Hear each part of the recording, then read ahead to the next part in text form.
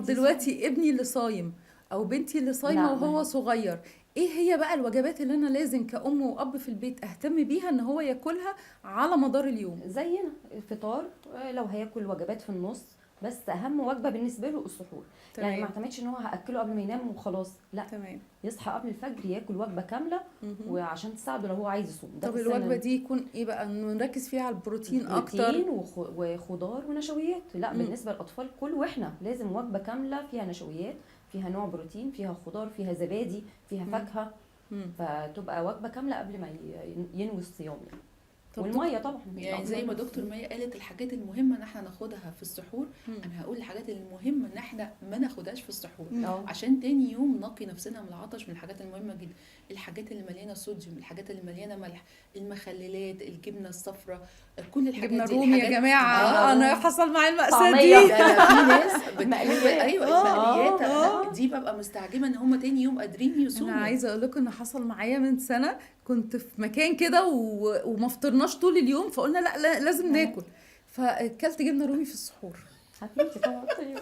خلاص مش عايزه اوصف لكم اليوم كان عامل لا، ازاي. انت بقى اللي هتدي النصيحه أيوة. للمشاهدين، ايه اللي حصل لك؟ ما فيش، عارفه اللي هو انا اول ما المغرب سيبوني بقى الله والله اكبر، لا خالص، ما انت مضطره تشتغلي يعني، أيوة. انت في مأموريه شغل وبتشتغلي.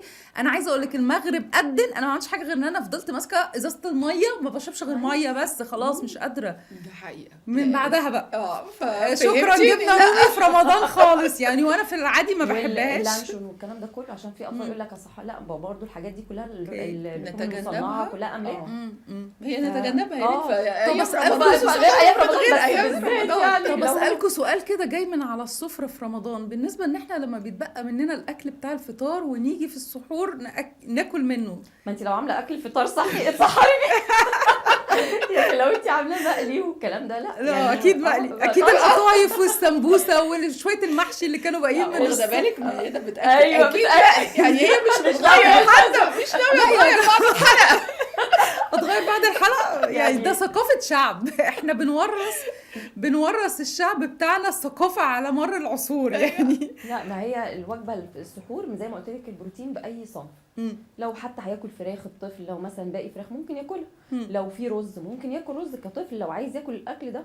احنا قلنا العناصر بروتين، نشويات، خضار. النشويات دي بقى بطاطس، رز، عيش، يعني اي حاجه. دايما ايوه نشويات مركبه بحيث بتاخد وقت على بال ما تتكسر في جسمنا، فتقدر تدينا سكر، تمدنا بالسكر على مدار تاني يوم. يعني دايما النشويات المركبه احسن من النشويات البسيطه او اللي هي بتتكسر بسرعه، فتاني يوم يحس بالجوع ان هو كانه ما اكلش حاجه.